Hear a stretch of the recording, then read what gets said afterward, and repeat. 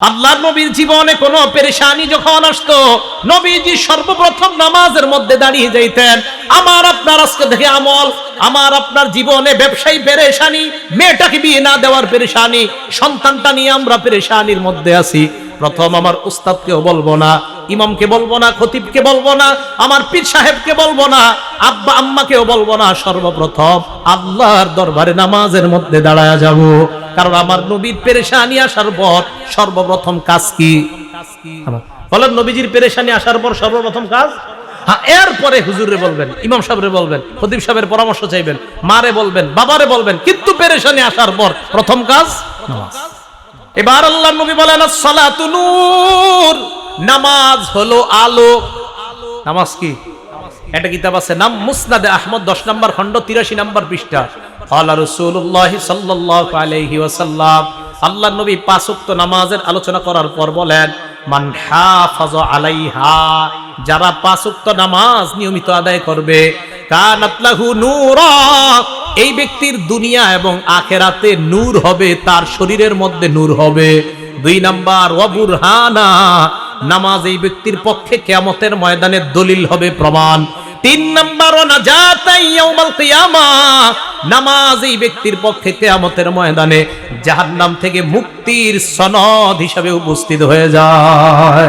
ইয়া আইয়ুহাল্লাযীনা আমানু আতিউল্লাহ ওয়া আতিউর রাসূল ওয়া লা তুবতিলু আমালাকুম,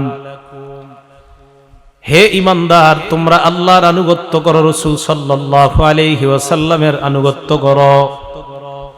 ওয়ালা তুবতিলু আমালাকুম, তোমরা তোমাদের আমলগুলো নষ্ট করে দিও না, তোমরা তোমাদের আমলগুলা বাতিল করে দিও না।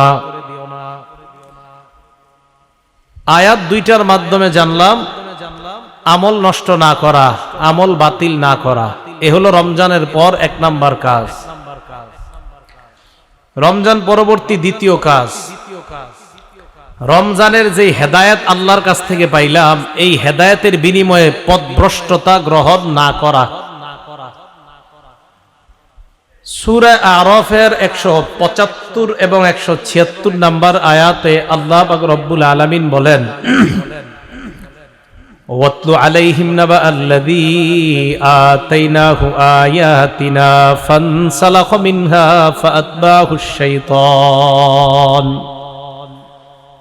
ফাকানা মিনাল গাওয়িন। আল্লাহ বলেন, ওয়াতলু আলাইহিম নাবা আল্লাযী আতাইনাহু আয়াতিনা, আপনি তাদের সামনে বর্ণনা করেন, বয়ান করেন ওই ব্যক্তির ঘটনা, ওই ব্যক্তির সংবাদ তাদের সামনে আপনি শোনায়া দেন। আল্লাযী আতাইনাহু আয়াতিনা, যাকে আমি আমার নিদর্শন দান করলাম, ফানসালাখা মিনহা, নিদর্শন দেওয়ার পর সে তা থেকে বিচ্যুত হয়ে গিয়েছে। ফাআতবাহুশ শাইতানু ফাকানা মিনাল গাওয়িন, শয়তান তার অনুগামী হয়েছে, ফলে সে পথভ্রষ্ট হয়ে যায়। আয়াতের ব্যাখ্যায় মুফাসসিরিনে কেরাম বলেন, কিয়ামত পর্যন্ত যত মানুষ হেদায়েত পাওয়ার পর পথভ্রষ্ট হয়ে যায়, প্রত্যেকটা মানুষ এই আয়াতের উদ্দেশ্য হয়ে যাবে। আল্লাহ বলেন, সারা দুনিয়ার মানুষকে ওই ব্যক্তির ঘটনা আপনি শোনায় দেন, যেই ব্যক্তি হেদায়েত পাওয়ার পর, আমার নিদর্শন পাওয়ার পর সত্য থেকে বিচ্যুত হয়ে আবার পথভ্রষ্ট হয়ে যায়। বলেন নাউযুবিল্লাহ। এটা হলো মুফাসসিরিনে কেরামের এক দলের অভিমত। আর একদল বলেন, আয়াতের ওই ব্যক্তি দ্বারা উদ্দেশ্য হলো বনি ইসরায়েলের এক ব্যক্তি নাম বালআম। বালআম ইবনে বাউরা নামে এক ব্যক্তি ছিল। এই ব্যক্তিকে আশ্চর্য কিছু ক্ষমতা আল্লাহ দান করেছিলেন। এই ব্যক্তি দোয়া করার সাথে সাথে আল্লাহ কবুল করে ফেলতেন। মুসা নবী জাব্বারিন সম্প্রদায়ের বিরুদ্ধে জিহাদে বের হলেন। জাব্বারিনরা বালআমের কাছে এসে কয়, বালআম, তুমি মুসা নবীর বিরুদ্ধে বদদোয়া করো, মুসা যেন আমাদের বিরুদ্ধে আসতে না পারে, মুসা যেন ধ্বংস হয়ে যায়, বদদোয়া করো। বালআম জবাব দেয়, আল্লাহ আমাকে দোয়া করার পর কবুল করার যে ক্ষমতা আল্লাহ দান করেছেন, আমি যদি মুসা নবীর বিরুদ্ধে এমন দোয়া করি, তাহলে আমার দোয়া তো কবুল হবে না, উল্টে আমি পথভ্রষ্ট হয়ে যাব। আমি মুসা নবীর বিরুদ্ধে বদদোয়া করা আমার পক্ষে সম্ভব না। বালআমের বিবি বড় সুন্দরী, জনগণ বালআমের বিবিকে টাকার মাধ্যমে, অর্থের মাধ্যমে, প্ররোচনা দিয়ে, লোভের মাধ্যমে তাকে ফিতনায় ফেলায়। জনগণ কয় তুমি তোমার স্বামীকে বুঝাও, তোমার স্বামী যদি মুসা নবীর বিরুদ্ধে বদদুয়া করে তোমাকে আমরা এই অঢেল সম্পত্তি দান করব। এক পর্যায়ে বালআম টাকার কাছে বিক্রি করে মুসা নবীর বিরুদ্ধে বদদুয়া করে পথভ্রষ্ট হয়ে যায়। বলেন নাউজুবিল্লাহ। আল্লাহ বলেন ওয়ালাউ শি'না লারাফা'নাহু বিহা, আমি চাইলে তাকে উঁচু করতে পারতাম, ওয়ালাকিন্নাহু আখলাদা ইলাল আরদি ওয়াত্তাবা হাওয়া, কিন্তু সে দুনিয়ার দিকে ঝুঁকে পড়েছে, নফসের কুপ্রবৃত্তির অনুসরণ করেছে। আল্লাহ বলেন ফামাসালুহু কামাসালিল কালব, এই ব্যক্তির দৃষ্টান্ত হলো কুকুরের মতো। টাকার কাছে, অর্থের কাছে যারা পথভ্রষ্ট হয়ে যায়, বিক্রি হয়ে হেদায়েত ছেড়ে দেয়। ভালো করে মনে রাখবেন, কিয়ামত পর্যন্ত হেদায়েত পাওয়ার পর যদি টাকার কাছে আপনি হেদায়েত বিক্রি করে দেন, আল্লাহ বলেন তার দৃষ্টান্ত হলো কুকুরের মতো। কুকুরের উপর বোঝা দাও আর না দাও, ইয়ালহাস, কুকুর তার জিহ্বা বের করবে। টাকাওয়ালা যেই ব্যক্তি অর্থের কাছে, লোভের কাছে বিক্রি হয়ে যায়, হেদায়েত না থাকার কারণে আল্লাহ বলেন এই লোকটার কুকুরের মাঝে কোনো পার্থক্য নাই। ইয়ালহাস আও তাতরুকহু ইয়ালহাস ইন তাহমিল আলাইহি ইয়ালহাস, তার উপরে বোঝা দাও, কুকুরের উপর বোঝা দাও, তাও জিহ্বা বের করে, বোঝা না দাও তাও জিহ্বা বের করে। লোভের কাছে, অর্থের কাছে, টাকার কাছে যে বিক্রি হয়ে যায়, হেদায়েতের বিনিময়ে যদি পথভ্রষ্টতা গ্রহণ করে, এই লোকের কাছে অঢেল সম্পত্তি থাকা না থাকা, কুকুরের উপর বোঝা থাকা না থাকার মতো। তো আল্লাহ পাক বললেন হেদায়েত পাওয়ার পর পথভ্রষ্টতা হয়ে যাওয়া মানে কুকুরের মতো হয়ে যাওয়া। ভাই আল্লাহ আমাদেরকে হেফাজত করেন। তাহলে 2 নাম্বার করণীয়, রমজানের পর হেদায়েত পেয়েছি আমরা আলহামদুলিল্লাহ, আশাবাদী যে আমরা রোজা রাখলাম, তারাবি পড়লাম, এটা আশা যে আল্লাহ আমাদেরকে সঠিক পথে রেখেছেন, এটা আশা করতে পারি। এই পথ থেকে যেন বিচ্যুত হয়ে না যাই, এই জন্য এই সংগঠনের জন্য দোয়া করা। তারা আপনাদের জন্য আরেকটা মাহফিলের আয়োজন করেছেন, এই যে আজকে কথাগুলা জানতেছেন, যে রমজানের আমল নষ্ট না করা। 3 নাম্বার, রমজান পরবর্তী তৃতীয় করণীয়, শয়তান থেকে সতর্ক থাকা। বলেন তো কার থেকে সতর্ক থাকা? শয়তানের ব্যাপারে 4টা দৃষ্টান্ত দিই, ভালো করে মনে রাখবেন। 1 নাম্বার দৃষ্টান্ত, এই মাঠে আমরা যারা বসা, আমরা সহ আরো যত মানুষ আছে আপনাদের এলাকার সবার, শয়তান আমাদের সবাইকে জাহান্নামী বানাইতে চায়। আল্লাহ পাক রব্বুল আলামিন সূরা ফাতিরের 6 নাম্বার আয়াতে বলেন ইন্নাশ শাইতানা লাকুম আদুউন ফাত্তাখিযুহু আদুওয়া ইন্নামা ইয়াদউ হিজবাহু লিয়াকুনু মিন আসহাবিস সাঈর। আল্লাহ বলেন নিশ্চয়ই শয়তান তোমাদের শত্রু, তাকে শত্রু হিসেবে গ্রহণ করে নাও। আল্লাহ বলেন ইন্নামা ইয়াদউ হিজবাহু, শয়তান তার দলকে আহ্বান জানায়, লিয়াকুনু মিন আসহাবিস সাঈর, সব মানুষ যেন জাহান্নামী হয়ে যায়। শয়তান মানুষকে জাহান্নামের দিকে আহ্বান জানায়। আপনাদেরকে বলতে চাই, একটা মানুষ আপনাকে জান্নাতের দিকে আহ্বান জানায়, আরেকজন জাহান্নামের দিকে আহ্বান জানায়, আমরা কার ডাকে সাড়া দেওয়া দরকার? যে ব্যক্তি জান্নাতের দিকে আহ্বান জানায়। ইবলিস আমাদেরকে জাহান্নামী বানাইতে চায়, এই জন্য ইবলিস পদে পদে আমাকে আপনাকে ধোঁকা দিতে চায়। তাই আল্লাহ পাক বলেন ইবলিস তোমাদের শত্রু, তাকে শত্রু হিসাবে গ্রহণ করো। আওয়াজ দিয়ে বলেন তো ইবলিস আমাদের কি? তাকে শত্রু হিসাবে গ্রহণ করো। এগুলো 1 নাম্বার দৃষ্টান্ত। 2 নাম্বার দৃষ্টান্ত সূরা আরাফের 27 নাম্বার আয়াত, দেখেন আল্লাহ পাক রব্বুল আলামিন কি বলেন, ইয়া বানি আদম লা ইয়াফতিনান্নাকুমুশ শাইতান কামা আখরাজা আবাওয়াইকুম মিনাল জান্নাতি ইয়ানজিউ আনহুমা লিবাসাহুমা লিউরিয়াহুমা সাওআতিহিমা। আল্লাহ বলেন হে আদম সন্তান, লা ইয়াফতিনান্নাকুমুশ শাইতান, শয়তান যেন তোমাদেরকে ফিতনায় না ফেলায়। কামা আখরাজা আবাওয়াইকুম মিনাল জান্নাহ, যেমনি ভাবে তোমাদের আব্বা আম্মা আদম হাওয়াকে জান্নাত থেকে শয়তান বের করে দিয়েছে। ইয়ানজিউ আনহুমা লিবাসাহুমা, শয়তান আদম এবং হাওয়া মা বাবার কাপড় টেনে ধরেছে, লিউরিয়াহুমা সাওআতিহিমা, যেন আদম এবং হাওয়া তারা তাদের লজ্জাস্থান দেখা দেয়। বলেন নাউজুবিল্লাহ। লুঙ্গি টানাটানি করা শয়তানের স্বভাব। ইবলিস আদম এবং হাওয়া তাদের শরীর থেকে কাপড় টেনে ধরছে, লিউরিয়াহুমা সাওআতিহিমা, যেন তারা তাদের লজ্জাস্থান দেখায় দেয়। আল্লাহ বলেন, ইন্নাহু ইয়ারাকুম হুয়া ওয়া কাবিলুহু মিন হাইসু লা তারাউনাহুম, শয়তান এবং তার বংশধর তোমাদেরকে দেখে, তোমরা তাদেরকে দেখো না। ইবলিস আমাদেরকে দেখে, আমরা ইবলিসকে দেখি না। আপনারা কি ইবলিসকে দেখেন?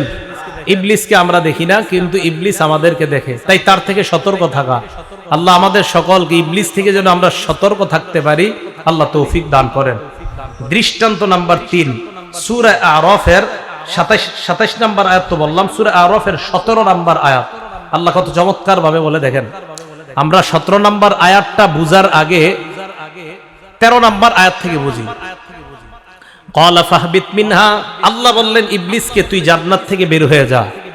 ইবলিস এবার আল্লাহকে পাল্টা বলল, আনজিরনি ইলা ইয়াউমি ইউবআসুন, কিয়ামত পর্যন্ত আপনি আমাকে হায়াত দিয়ে দেন। আল্লাহ বললেন, ইন্নাকা মিনাল মুনজারিন, তোকে সুযোগ দেওয়া হলো। এবার ইবলিস পাল্টা বলে, ফাবিমা আগওয়াইতানি লাআকউদান্না লাহুম সিরাতাকাল মুস্তাকিম, যেইভাবে আপনি আমাকে পথভ্রষ্ট করলেন, যেই আদমের কারণে হাওয়ার কারণে আমাকে জান্নাত থেকে বের করলেন, পথভ্রষ্ট করলেন, আমি আপনার সোজা রাস্তায় গিয়ে ওই বান্দাদেরকে পথভ্রষ্ট করার জন্য উৎপেতে বসে থাকবো। ইবলিস আমাদের রাস্তায় বসে থাকে। এরপরে কি কয় দেখেন, এটাই 17 নম্বর আয়াত। সুম্মা লাআতিয়ান্নাহুম মিন বাইনি আইদিহিম ওয়া মিন খালফিহিম ওয়া আন আইমানিহিম ওয়া আন শামাইলিহিম। ইবলিস কয় আমি তাদের সামনে থেকে যাব, পিছন থেকে যাব, আমি ডান দিক থেকে আসব, বাম দিক থেকে আসব, আমি যেই কোনো মূল্যে তাদেরকে ধোঁকা দেওয়ার চেষ্টা করব। ইবলিস ডান দিক থেকে আসে, বাম দিক থেকে আসে, সামনে থেকে আসে, পিছন থেকে আসে। সামনে থেকে এসে বলবে সুদ খা, তা আপনি খাবেন না। পিছন থেকে এসে বলবে টিভি চা, দেখবেন না। ডান দিক থেকে এসে বলবে ওই নারীর দিকে তাকা, তাও তাকাইলেন না। বাম দিক থেকে এসে আরেকটা বলবে সিনেমা হলে যা, আপনি গেলেন না। এরপর নেক্সট সুরতে এসে আপনাকে ধোঁকা দিবে, বলবে সমিতি কর। কি কর? সমিতি তো খারাপ না, ইসলামী সমিতি ভালো। এখন ইসলামী সমিতির নামে অনইসলামিক সমিতিও আছে, তা আপনারে বলবে সমিতি কর। করার পরে আপনারে বুঝাবে লাভ লস ব্যবসায় তো থাকি, তখন এই লাভ লস তো আসলেই ব্যবসায় থাকে, তখন এই লাভ অন্য জায়গায় চলে যায়, অন্য জায়গায় গিয়া সেটা শয়তানি হিসাবে রূপান্তরিত হয়ে যায়। নেক্সট শুরুতে তখন শয়তান আপনাকে সুদি কারবারে লিপ্ত করায় দেয়, আপনি জানেনও না। তো ইবলিস আপনাকে চারদিক থেকে আসবে ধোঁকা দেওয়ার জন্য।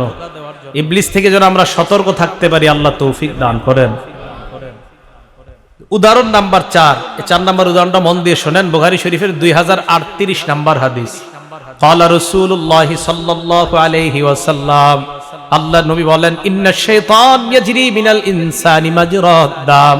নবীজি বলেন, শয়তান মানুষের রক্ত চলাচল যেইভাবে করে ওইভাবে শয়তান মানুষের শিরা উপশিরায় চলতে পারে। খুব সাবধান, রক্ত চলাচল করার ন্যায় শয়তান আমাদের শরীরে চলতে পারে।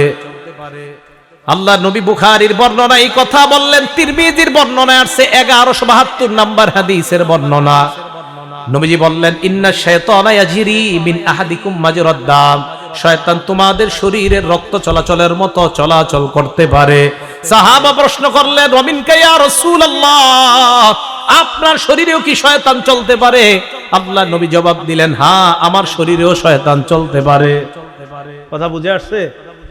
ওয়ালাকিন্নাল্লাহ আ'আনানি ফাআসলাম, আল্লাহ আমাকে শয়তানের বিরুদ্ধে সাহায্য করে, তাই আমি নবী নিরাপদ থেকে যাই। তাহলে শয়তান আমাদের শরীরে রক্ত চলাচল করার মতো চলতে পারে। নবীজিকে সাহাবারা বললেন, হুজুর আপনার শরীরেও? নবীজি কয়, হ্যাঁ, আল্লাহ সাহায্য করে, তাই শয়তান থেকে আমি নিরাপদ থেকে যাই। তাহলে রমজান পরবর্তী 3 নাম্বার কাজ আমাদের শয়তান থেকে সতর্ক থাকা। রমজানে শয়তান আটক ছিল, এখন কিন্তু ছাড়া আছে। এই জন্য এখন যেহেতু সে ছাড়া আছে, আমাদেরকে ধোঁকা দেওয়ার চেষ্টা করবে। এলাকার ভাইয়েরা, আল্লাহ আমাদের সকলকে শয়তান থেকে বেঁচে থাকার তৌফিক দান করেন। 4 নাম্বার করণীয়, এটা একটু মন দিয়ে শোনেন। নামাজ রমজানে সত্যি করে বলেন একটু বেশি মুসল্লি হয়েছে না মসজিদে? ফজরের নামাজে অন্য বছর অন্য 11 মাসে যেই মুসল্লি হয় 4 জন হয়, 5 জন হয়, রমজানে মাশাআল্লাহ মসজিদ ভরে যায়। রমজান মাসে নামাজের এই অভ্যাস 11 মাস ধরে রাখা। রমজান মাসের নামাজের যে অভ্যাসটা, এটা ছেড়ে না দেওয়া, এটা চতুর্থ কাজ। নামাজ আমরা কেন পড়ব? আল্লাহ পাক রব্বুল আলামিন বলেন, হাফিজু আলাস সালাওয়াতি ওয়াস সালাতিল উসতা ওয়া কুমু লিল্লাহি কানিতিন। সূরা বাকারা আয়াত নাম্বার 238 নম্বর আয়াত। আল্লাহ বলেন, হাফিজু আলাস সালাওয়াত, পাঁচ ওয়াক্ত নামাজের ব্যাপারে তোমরা যত্নবান হও, তোমরা ধারাবাহিকভাবে পাঁচ ওয়াক্ত সালাত আদায় করো। ওয়াস সালাতিল উসতা, বিশেষ করে মধ্যম নামাজ। বিশেষ করে কোন নামাজ? মধ্যম নামাজ। বলেন কোন নামাজ? মধ্যম নামাজ। বলতেছি, আমি ব্যাখ্যা বলতেছি। বিশেষ করে মধ্যম নামাজ। প্রথমে বললেন হাফিজু আলাস সালাওয়াত, পাঁচ ওয়াক্ত নামাজের প্রতি যত্নবান হও। একটা কিতাব আছে নাসাই শরীফ, হাদিস নাম্বার 466, 466 নাম্বার হাদিস। ক্বালা রাসূলুল্লাহ সাল্লাল্লাহু আলাইহি ওয়াসাল্লাম, আল্লাহ নবী বলেন, ইন্না আউওয়ালা মা ইউহাসাবু বিহিল আবদু ইয়াউমাল কিয়ামাতি সালাতুহু। কিয়ামতের ময়দানে ইবাদতের মধ্যে সর্বপ্রথম বান্দার নামাজের হিসাব হবে। আল্লাহর নবী বলেন, ফাইন কুতিবাত তাম্মা ফাইন বুজিদাত তাম্মাতান কুতিবাত তাম্মা। নামাজের হিসাব যদি সঠিকভাবে পাওয়া যায়, কুতিবাত তাম্মা, সবটাও পরিপূর্ণভাবে লিপিবদ্ধ হয়ে যায়। নামাজের হিসাব যদি পরিপূর্ণভাবে পাওয়া যায়, কুতিবাত তাম্মা, তাহলে নামাজের সবটা পরিপূর্ণভাবে লেখা হবে।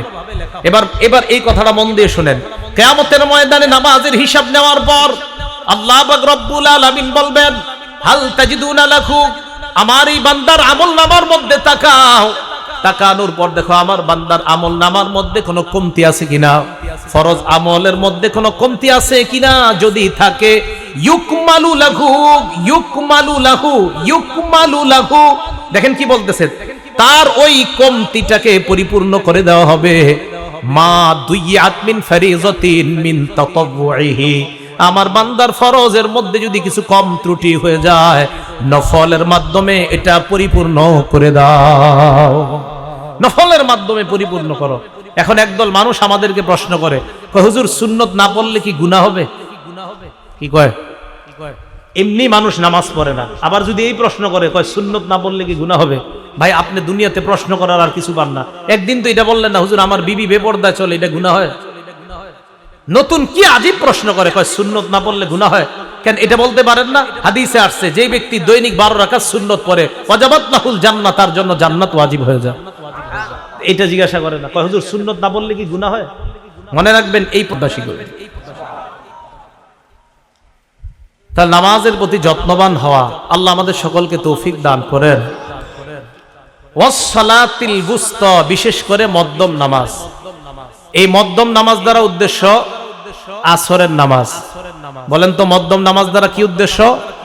আসরের নামাজ। বুখারীর বর্ণনা, আন আলী ইবনে আবি তালিব রাদিয়াল্লাহু তাআলা আন, আলী ইবনে আবি তালিবের বর্ণনা, হযরতে আলী বলেন, কুন্না মা রাসূলিল্লাহি সাল্লাল্লাহু আলাইহি ওয়াসাল্লাম ইয়াউমাল খান্দাক, আমরা খন্দক যুদ্ধের দিন আল্লাহর নবীর সাথে ছিলাম।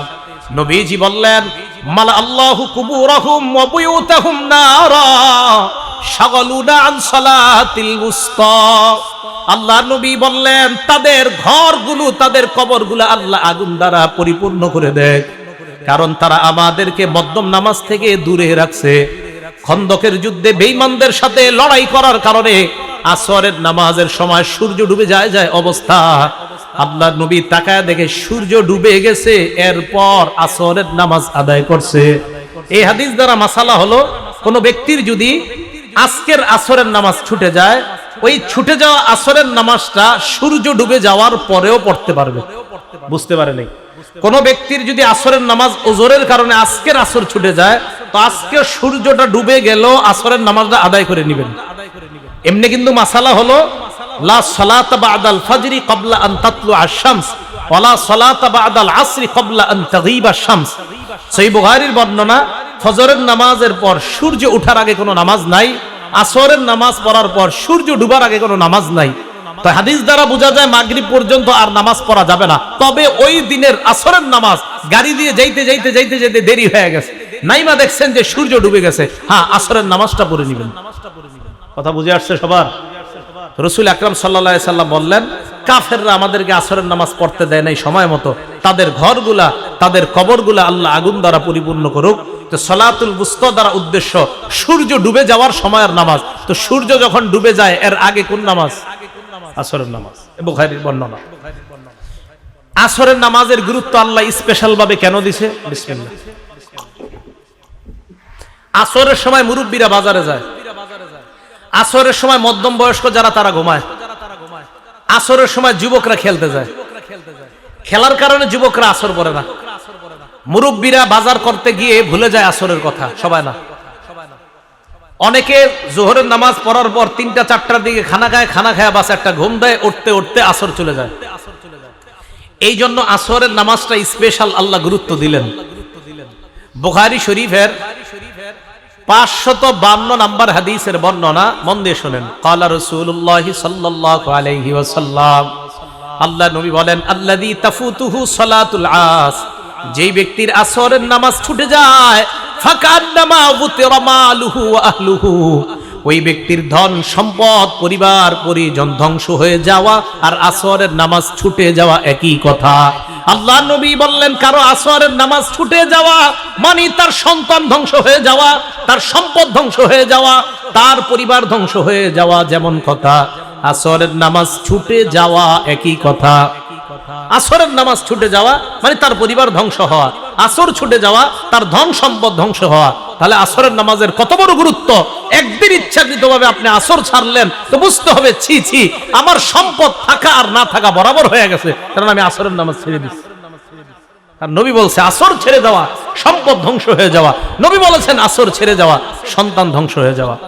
ভাই, আমরা 5 ওয়াক্ত নামাজ, বিশেষ করে আসরের গুরুত্ব সহকারে 5 ওয়াক্ত নামাজ আদায় করব তো ইনশাআল্লাহ। বুখারীর পরের বর্ণনায় নবীজি বলেন, ক্বালা রাসূলুল্লাহ সাল্লাল্লাহু আলাইহি ওয়াসাল্লাম, আল্লাহ নবী বলেন, মান তারাকা সালাতাল আসরি ফাকাদ হাবিতা আমালু, নবীজি বলেন, কোন ব্যক্তি যদি আসরের নামাজ ছেড়ে দেয় কেমন যেন তার আমল বরবাদ, আমল নষ্ট। এইজন্য আল্লাহ আসরের গুরুত্ব দিয়েছেন। আল্লাহ আমাদের সকলকে আসরের সালাত আমরা যেন গুরুত্ব সহকারে আদায় করতে পারি, আল্লাহ তৌফিক দান করেন। বুখারী শরীফের 574 নম্বর হাদিসের বর্ণনা, ক্বালা রাসূলুল্লাহ সাল্লাল্লাহু আলাইহি ওয়াসাল্লাম, আল্লাহ নবী বলেন, মান সাল্লাল বারদাইন দাখালাল জান্নাহ, যেই ব্যক্তি 2 শীতল নামাজ পড়বে, একটা হলো ফজরের নামাজ আর একটা হলো আসরের নামাজ, 2 ঠান্ডার নামাজ। ফজরের সময় আবহাওয়া ঠান্ডা, আসরের সময়ও আবহাওয়া ঠান্ডা। তাহলে আসর আবহাওয়া ঠান্ডা, এই হাদিস দ্বারা বোঝা যায় 3:30টায় আসর না পড়া আমরা যেই টাইমে পড়ি ওই টাইমে পড়াই ভালো। আপনাদের এদিকে 3:30টায় আজান হয়নি? ঢাকা হয়, ঢাকায় 3:30টায় আমরা না, কারা জানি 3:30টায় আজান দিয়ে দেয়। আমি কি কইছি? তো যাই হোক, আসরের আজান আগে দিয়ে দেয়। তো দেখেন হাদিস দ্বারা কি বলছে, ঠান্ডার নামাজ। আপনি দেখেন এখন আমরা 5টায় আসর করি, তো 3:30টায় কিন্তু ঠান্ডা হয় না আবহাওয়া। তাহলে ঠান্ডার নামাজ, তার মানে আমরা যারা হানাফি মাযহাব, বাংলাদেশে বিশেষ করে হানাফি মাযহাব মানে নতুন কোন ধর্ম না, কোরআন সুন্নাহর একটা বিস্তৃত সংকলের নাম হানাফি। কোরআন এবং হানাফি মাযহাবের কোন আমল কোরআন সুন্নাহর বাহিরে না, বরং কোরআন সুন্নাহর সবচেয়ে বেশি আমল হয় হানাফি মাযহাবে। না, এটা শুধু ঠিক বললেও ঠিক, না বললেও ঠিক। কিভাবে ঠিক? এদিক তাকান আমার দিকে। হাদিসে আছে এই জায়গায় হাত তোলা, দেখেন এই জায়গায় হাত তোলা হাদিসে আছে, এই যে বুক বরাবর হাত তোলা হাদিসে আছে। এবার দেখেন কাঁধ বরাবর হাত তোলা হাদিসে আছে। এবার দেখেন কান বরাবর হাত তোলা হাদিসে আছে। কয়টা হাদিস? মন দিয়ে বুঝবেন। বুক বরাবর, কাঁধ বরাবর, কান বরাবর হাদিস পাইলাম কয়টা? এবার আমরা যারা হানাফি মাযহাবের কোরআন সুন্নাহর সংকলিত মাযহাব হানাফি যারা মানি, আমরা বলি এই জায়গায় যদি হাত উঠাই তাহলে হাদিস বাদ রইল 2টা। বুক বরাবর যদি হাত উঠাই, কাদের হাদিসের উপর আমল হয় না, কানের হাদিসের উপর আমল হয় না। এবার তাকান, কাঁধ বরাবর হাত উঠাইলাম, এবার বুকের উপরে হাত উঠলো, কাদের উপরে উঠলো, বাদ আছে কয়টা? কান বরাবর হাত উঠাইলাম, এবার দেখেন বুকের উপর উঠলো, কাদের উপর উঠলো, কান বরাবর উঠলো। হানাফি মাযহাব 3 হাদিসের উপর আমল হয়ে যায়। আমরা মানি 3টা হাদিস, এরপর আমরা আহলে হাদিস না। আপনি একটা মাইনা আহলে হাদিস, আশ্চর্য। আমরা নবীর 3 হাদিস মানলাম, এই জায়গায় 1 হাদিস মানা হয়। কাঁধ বরাবর এই জায়গায় যারা উঠায়, আমরা বলি না যে নামাজ হয় না, এমন না।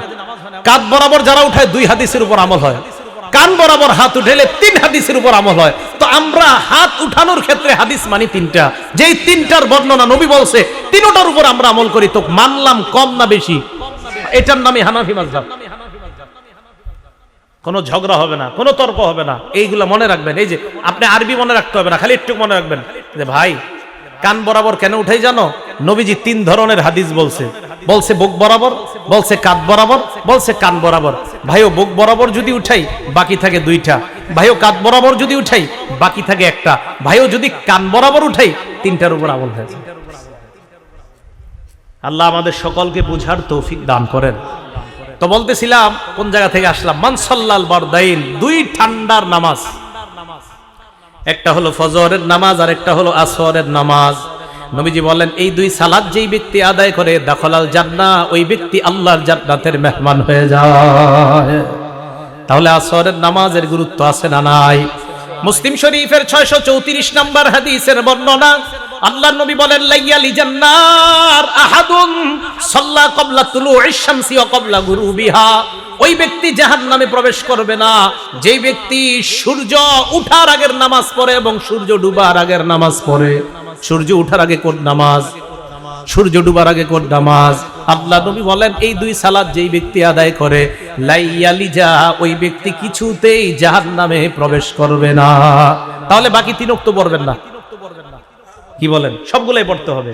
বুখারী শরীফের 652 নম্বর হাদিসের বর্ণনা, ক্বালা রাসূলুল্লাহ সাল্লাল্লাহু আলাইহি ওয়াসাল্লাম, আল্লাহর নবী বলেন লাউ ইয়ালামুনা মা ফিল আতামাতি ওয়াস সুবহি, মানুষ যদি জানতো এশার নামাজ আর ফজরের নামাজের কি উপকার। এই হাদিসে এশা আর ফজর, মানুষ যদি জানতো এশার নামাজ আর ফজরের নামাজে কি উপকার, লা তাউহুমা ওয়ালাউ হাবওয়া, মানুষ গড়াগড়ি করে হলেও নামাজে উপস্থিত হয়ে যাইতো। মানুষ যদি জানতো এশারের নামাজের কি উপকার, ফজরের নামাজের কি উপকার। আমার দিকে তাকান, প্যারালাইজড হয়ে গেছেন কোন ব্যক্তি, নবীজি বলেন ওই ব্যক্তিও তার নিতম্বের মধ্যে কোনো কিছুতে গড়াগড়ি করে হলেও লোকটা এশা আর ফজরে আসতো যদি এই 2 নামাজের ফজিলত জানতো।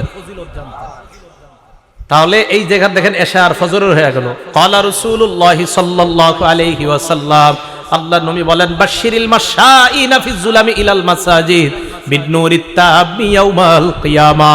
আল্লাহর নবী বলেন অন্ধকারে হেঁটে হেঁটে যারা মসজিদে যায় তাদেরকে কিয়ামতের ময়দানে পরিপূর্ণ নূরের সুসংবাদ দিয়ে দাও। অন্ধকারে হেঁটে কয় নামাজে যাই আমরা সাধারণত 2 নামাজ, এশার নামাজ আর ফজরের নামাজ। এই জন্য আমি বলি এশার নামাজে যখন টর্চ লাইট টিপতে টিপতে যান মাঝে মাঝে টর্চ লাইটটা বন্ধ করবেন, একটু অন্ধকারে থাকবেন, কিয়ামতের মাঠে যেন বলতে পারেন আল্লাহ আমি অন্ধকারে হাঁটছিলাম। সুবহানাল্লাহ। হ্যাঁ, টর্চ লাইট দিবেন, একদম সারাক্ষণ জ্বালায় রেখেন, একটু বন্ধ করেন। এরকম মোবাইলের লাইট জ্বালাই আমরা, একটু বন্ধ করেন আবার জ্বালায়েন, সমস্যা নেই। কিন্তু মানে যেন কিয়ামতের মাঠে বলতে পারেন আল্লাহ আমি তো অন্ধকারে হেঁটে হেঁটে আসছি। ফজরের সময়ও অন্ধকারে একটু হাঁটবেন, বলছি না যে লাইট জ্বালাবেন না, লাইট তো জ্বালাবেন, একটু অন্ধকারে হাঁটেন, যেন কিয়ামতের ময়দানে বলা যায় আল্লাহ আমি তো অন্ধকারে হেঁটে মসজিদে গিয়েছি, তোমার ওয়াদা তুমি আমাকে নূর দান করবা। অবশ্যই আল্লাহ আপনাকে নূর দান। তাহলে ফজরের নামাজ, এশার নামাজ, আসরের নামাজেরও গুরুত্ব আমরা পাইলাম।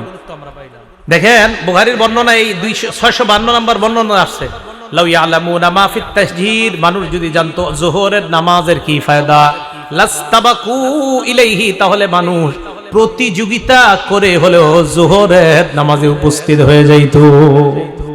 এই নামাজগুলোর গুরুত্ব হাদিসে কেন বেশি দিছে? সাধারণত আমাদের দেশের মানুষ মাগরিব বেশি পড়ে, বাকি 4 ওয়াক্ত বেশি পড়ে না। কোন নামাজ? দেখবেন মাগরিবে মুসল্লি সবসময় একটু বেশি হয়, মাগরিব নামাজ।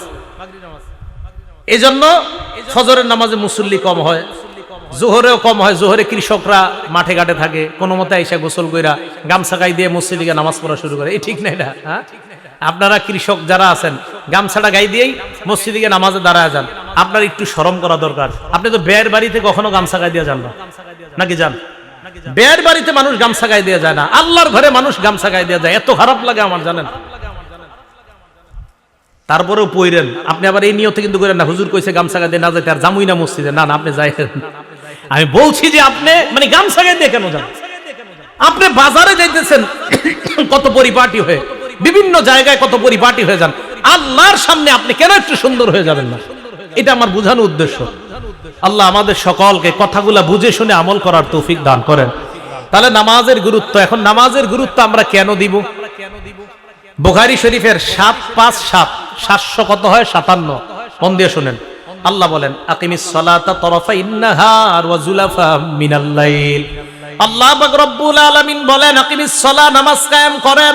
সূরা আনকাবুতের 45 নম্বর আয়াতে আল্লাহ বলেন আকিমিস সালাহ, নামাজ কায়েম করেন। কোরআনের অসংখ্য অগণিত আয়াতে আল্লাহ বলেন আকিমুস সালাহ, তোমরা নামাজ কায়েম করো। আল্লাহ কেন বললেন নামাজ কায়েম করো? নামাজ পড়ো না বলে আল্লাহ কেন বললেন নামাজ কায়েম করো? নামাজ কায়েম করা দ্বারা অনেক উদ্দেশ্য। এক নাম্বার আল মুহাফাজাতু আলা শুরুতিস সালাহ, নামাজ সহিহ শুদ্ধ হওয়ার জন্য যেই শর্তগুলো আছে, শরীর পাক, কাপড় পাক, নামাজের জায়গা পাক ইত্যাদি জায়গাগুলো পাক করা। শরীর পবিত্র না হলে আল্লাহ আপনার নামাজ কবুল করবে না। বুখারীর বর্ণনা 6954 নম্বর হাদিসে আল্লাহ নবী বলেন লা ইয়াকবালুল্লাহু সালাতা আহাদিকুম ইদা আহদাসা হাত্তা ইয়াতাওয়াদ্দা। তোমাদের কারো যখন ওযু চলে যায়, ওযু করার আগ পর্যন্ত আল্লাহ তোমাদের নামাজ কবুল করবে না। ওযু করা এগুলো নামাজের শর্ত। গোসল পবিত্র যদি না থাকেন, ফরজ হয়, তাহলে গোসল করা এটাও নামাজের শর্ত। সূরা মায়েদা আয়াত নাম্বার 6 আল্লাহ বলেন ওয়াইন কুনতুম জুনুবান ফাত্তাহহারু, যদি তোমাদের উপর গোসল ফরজ হয়ে যায়, ভালোভাবে তোমরা পবিত্রতা অর্জন করো। আল্লাহ সূরা মায়েদার 6 নম্বর আয়াতে বলেন ইয়া আইয়ুহাল্লাযীনা আমানু ইযা কুমতুম ইলাস সালাহ, হে ঈমানদার যখন তোমরা নামাজের ইচ্ছা করো, ফাগসিলু ওয়ুজুহাকুম, চেহারা ধৌত করো, ওয়া আইদিয়াকুম, হাত ধৌত করো, ওয়ামসাহু বিরুসিকুম, মাথা মাসহ করো, ওয়া আরজুলাকুম ইলাল কাবাইন, তোমরা তোমাদের পাগুলা ধৌত করে নাও। এগুলা হলো নামাজের শর্ত। এইগুলাও করা নামাজ কায়েম করা, নামাজ প্রতিষ্ঠিত করা। এখন যেই কথাটা বলবো এটা একটু মন দিয়ে শোনেন, যে নামাজ কায়েম কেন বললেন আল্লাহ। দেখি আমরা যারা নামাজ পড়ি, আমরা নামাজ কায়েম করি কিনা। একটা তো বললাম অপবিত্র থাকলে পবিত্র হওয়া। এখন যেই হাদিসটা শোনাবো, এই হাদিস শোনার পর আমি বলবো না হাত উঠায় বলেন কারা কারা নামাজ কায়েম করেন, কিন্তু হাদিস শোনার পর মন দিয়ে জিজ্ঞাসা করেন আসলে আপনি নামাজ কায়েম করেন কিনা। আগে হাদিসটা মন দিয়ে শোনেন। বুখারী শরীফ 757 কত হয় 757। বলেন তো বুখারী শরীফের কয় নাম্বার হাদিস? এটা একটু সবাই শিখেন, সারা জীবন মনে রাখতে হবে। 757। নবীজি মসজিদে বসে রয়েছে, নবী সাল্লাল্লাহু আলাইহি সাল্লাম মসজিদে বসে রয়েছে। এক ব্যক্তি মসজিদে ঢুকছে, ঢুকার পর নামাজে দাঁড়াইছে, আল্লাহু আকবার। দাঁড়ানোর পর নামাজ থেকে যখন সালাম ফিরাইলেন, সালাম ফিরানোর পর আল্লাহ নবীর সামনে গেলেন, যাওয়ার পর সাল্লাম আলাইহি, আল্লাহ নবীকে সালাম দিলেন, ফারাদ্দা আলাইহিস সালাম, আল্লাহ নবী তার সালামের জবাব নিলেন। সালামের জবাব নেওয়ার পর আল্লাহ নবী বললেন ইরজি ফাসাল্লি ফাইন্নাকা লাম তুসাল্লি, এ মিয়া তুমি আবার যাও নামাজ পড়ো, কারণ তুমি নামাজ পড়ো নাই। আসলে নামাজ পড়ে নাই, মাত্র না পড়ে আসছে। তো ওই ব্যক্তি গেছে, যাওয়ার পর আবার নামাজ পড়ছে, পড়ার পর আবার আসছে, আসার পর সালাম দিয়েছে, নবী জবাব দিলেন। আবার আল্লাহ নবী বললেন ইরজি ফাসাল্লি ফাইন্নাকা লাম তুসাল্লি, যাও আবার নামাজ পড়ো, কারণ তুমি নামাজ পড়ো নাই। তিনবার হয়েছে।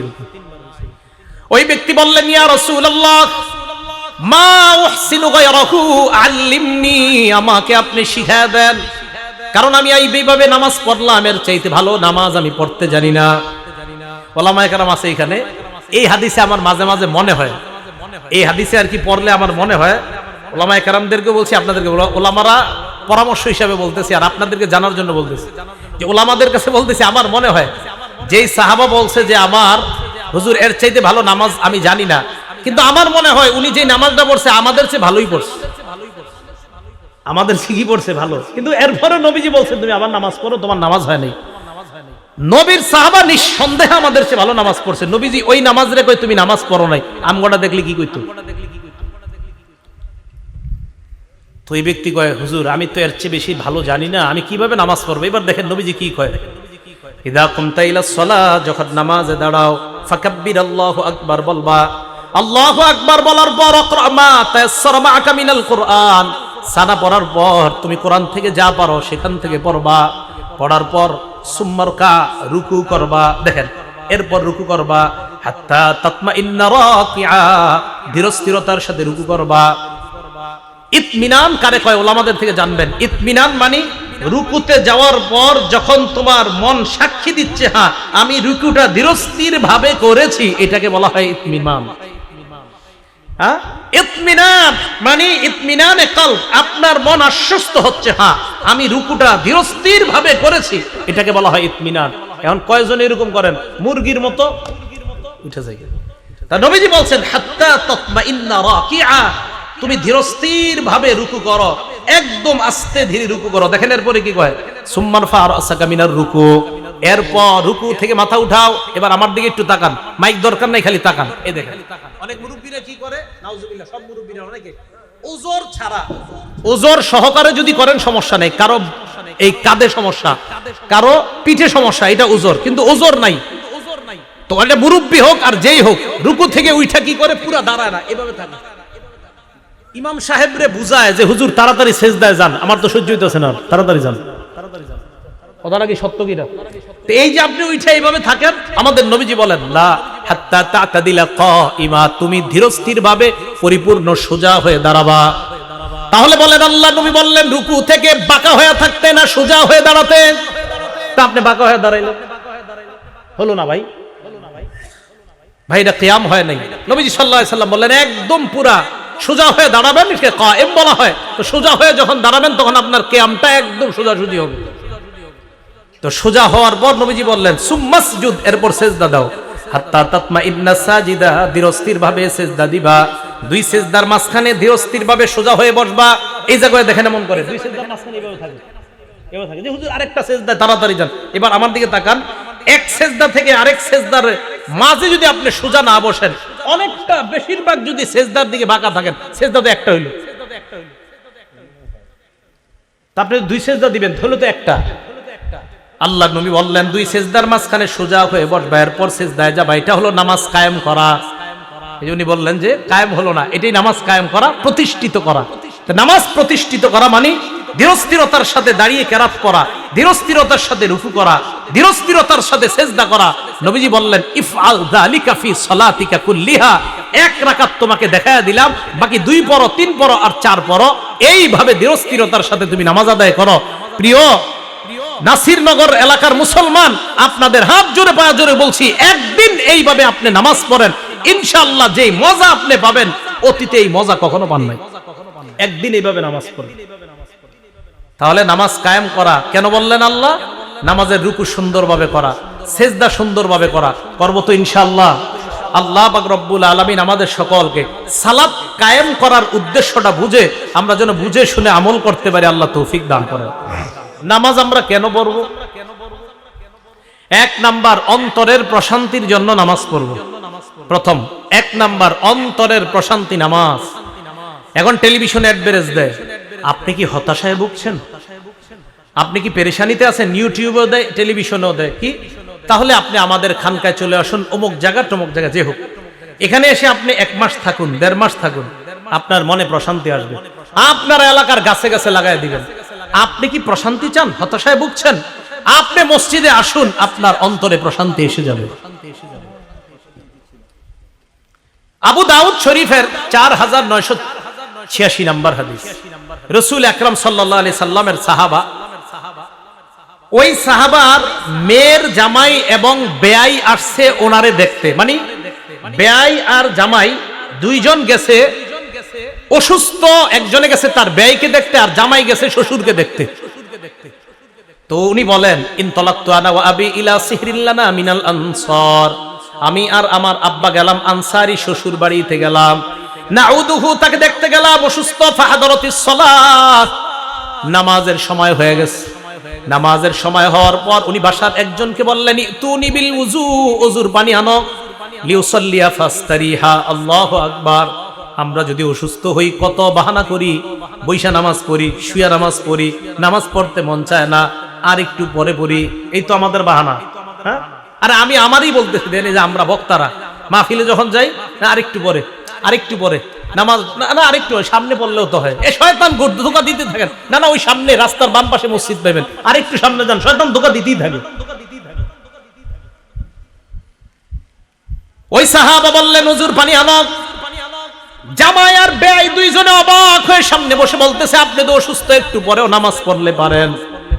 আমরা কিন্তু এরকম কই, হুজুর ওজোর আছে, একটু পরে পড়েন।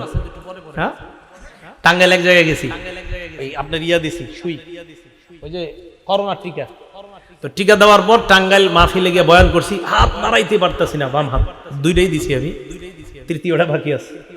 হাত নাড়াইতে পারতেছি না, ওখানে গিয়ে আমি শেষে বিতিরের নামাজ দাঁড়াইছি। এক জায়গায় নামাজ পড়ছি, বিতির বাকি রাখছি, বিতিরটা পরে দাঁড়াইছি। তো একজন আমাকে বলতেছেন, হুজুর আপনি তো বিতির না পড়লেও পারতেন, কারণ সফর অবস্থায় বিতির না পড়ার একটা মাসালাও তো দেখা যায় ফিকহের কিতাবে। আমি বললাম ভাই ওইটা তো মাসালা, এটা তো তাকওয়া। আপনার তো খুব কষ্ট হইতেছিল সফর অবস্থায় বিতির পড়তে। আমি বললাম মাসালা তো মাসালার জায়গায় রাখতে হয়, কিছু ক্ষেত্রে আপনার মাসালা জায়েজের জায়গায় রাইখা আমল করলেই বেশি ফায়দা। বিতিরের নামাজ আদায় করা, দেখেন নামাজ মানে ছেড়ে দেওয়ার পর অনেকে প্রশ্ন করে হুজুর সফরে কি সুন্নত ছেড়ে দেওয়া যায় না? আরে সফরে সুন্নত ছেড়ে দেওয়ার অপশন কার? এই যে আমার রানিয়ে আসি তখন সুন্নত ছেড়ে দেওয়াটা সমস্যা না। আপনি গেছেন এক বাড়িতে বেড়াইতে 10 দিন, এখন ওই জায়গায় বেড়াইতে যাওয়ার পরে আপনি সুন্নত ছেড়ে দিবেন না, সুন্নত গুলো সবই পড়বেন। হ্যাঁ ফরজটা 4 রাকাতের জায়গায় 2 রাকাত পড়বেন। কিন্তু যদি জামাতে নামাজ পড়েন ওই এলাকায়, তখন উনি 4 রাকাত পড়লে আপনি তো 4 রাকাতই পড়বেন, এলাকার ইমাম। আপনারা মুসাফিররা জামাত করলে 4 রাকাত ওয়ালা জামাত 2 রাকাত, বিতির 3 রাকাত 3 রাকাতই, মাগরিব 3 রাকাত 3 রাকাত। কিন্তু আপনাদের কোনো ব্যস্ততা নাই, কোনো কাজ নাই, তখন কিন্তু সুন্নতগুলো অবশ্যই পড়বেন। কথা কি বুঝে আসছে? সফর অবস্থায় সবাই মনে করি কি মানে সব সময় মনে সুন্নত মাফ না। সফরে মানুষ যাওয়ার পর যদি তার ব্যস্ততা না থাকে সে সুন্নত পড়বে, সব পড়বে। ব্যস্ততা থাকলে হ্যাঁ তখন তার জন্য সুন্নতের ছাড়, ফরজ 4 রাকাতটা 2 রাকাত পড়বে। মনে থাকবে না ইনশাআল্লাহ? নামাজের গুরুত্ব দেওয়া, আল্লাহ তৌফিক দান করে। তো এই সাহাবা বলেন উজুর পানি আনো, আনছে, উজু করে নামাজ পড়া আমি প্রশান্তি অর্জন করতে চাই। এবার তারা বললেন দলিল কি? ওই সাহাবা জবাব দিলেন সামি'তু রাসূলুল্লাহ সাল্লাল্লাহু আলাইহি ওয়াসাল্লাম ইয়াকুলু লি বেলাল, আল্লাহর নবীকে আমি শুনেছি বেলালকে আল্লাহর নবী বললেন বেলাল কুম ফাকিম ফারিহনা বিসসালাহ, বেলাল তুমি দাঁড়াও, আজান দাও, ইকামত দাও, নামাজের ব্যবস্থা করো, আমাদেরকে নামাজের মাধ্যমে প্রশান্তি হওয়ার ব্যবস্থা করে দাও। হাদিস দ্বারা বোঝা যায় নামাজ শান্তি। আবু দাউদের 1319 নম্বর হাদিসের বর্ণনা। সারা জীবন এই কথাটা ঘরের মধ্যে লিখে রাখবেন। কানান নবিয়্যু সাল্লাল্লাহু আলাইহি ওয়াসাল্লাম ইযা হাযাবাহু আমরুন সাল্লা, আরেক বর্ণনায় ফাযাইলাস সালাহ। আল্লাহর নবীর জীবনে কোনো পেরেশানি যখন আসতো নবীজি সর্বপ্রথম নামাজের মধ্যে দাঁড়িয়ে যাইতেন। আমার আপনার আজকে দেখে আমল, আমার আপনার জীবনে ব্যবসায়ী পেরেশানি, মেয়েটাকে বিয়ে না দেওয়ার পেরেশানি, সন্তানটা নিয়ে আমরা পেরেশানির মধ্যে আছি। প্রথম আমার উস্তাদকেও বলবো না, ইমামকে বলবো না, খতিবকে বলবো না, আমার পীর সাহেবকে বলবো না, আব্বা আম্মাকেও বলবো না, সর্বপ্রথম আল্লাহর দরবারে নামাজের মধ্যে দাঁড়ায়া যাব। কারণ আমার নবীর পেরেশানি আসার পর সর্বপ্রথম কাজ কি? বলেন নবীজির পেরেশানি আসার পর সর্বপ্রথম কাজ? হ্যাঁ, এরপরে হুজুরে বলবেন, ইমাম সাহেবরে বলবেন, খতিব সাহেবের পরামর্শ চাইবেন, মারে বলবেন, বাবারে বলবেন, কিন্তু পেরেশানি আসার পর প্রথম কাজ নামাজ। তাহলে নামাজ ভাই আপনার অশান্ত অন্তরকে প্রশান্ত বানায় দিবে ইনশাআল্লাহ।